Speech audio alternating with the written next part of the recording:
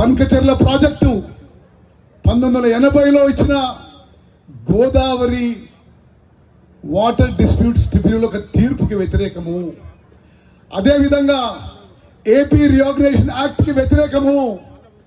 అన్ని విధాలుగా తెలంగాణ ప్రభుత్వం, ముఖ్యమంత్రి రేవంత్ రెడ్డి గారు కానీ, నేను కానీ, మా ప్రభుత్వం మొత్తం కూడా బంకచెర్ల ప్రాజెక్ట్ ని అన్ని విధాలుగా వ్యతిరేకిస్తుందని చెప్పి ఈ సభాముఖంగా మనం చేస్తున్నాం. ఆయన ఏదో అన్నాడని ఇక్కడ టిఆర్ఎస్ లీడర్లు ఏదో మాట్లాడి ప్రజల్లో తప్పుడు సంకేతాలు ఇచ్చే ప్రయత్నం చేస్తున్నారు. చాలా స్పష్టంగా చెప్తున్నాం, అన్ని వేదికల్లో కేంద్ర ప్రభుత్వం దగ్గర న్యాయపరంగా బంకచెర్ల ప్రాజెక్టు మేము వ్యతిరేకిస్తున్నామని చెప్పి ఈరోజు సభాముఖంగా యావత్ తెలంగాణ రాష్ట్రానికి తెలియజేస్తున్నాము. అదేవిధంగా కాళేశ్వరం ప్రాజెక్టు గురించి అసలు ఎంత నిస్సిగ్గుగా నిర్లజ్జగా మాట్లాడుతుంటే, కాళేశ్వరం ప్రాజెక్టు కట్టింది మంతని కాన్స్టిట్యున్సీలో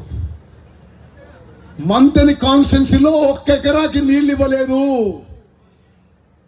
కట్టింది పెద్దపల్లి జిల్లాలో కాళేశ్వరం ప్రాజెక్టు ద్వారా 1 ఎకరాకి మరి నీరందించే ప్రతిపాదన లేదు.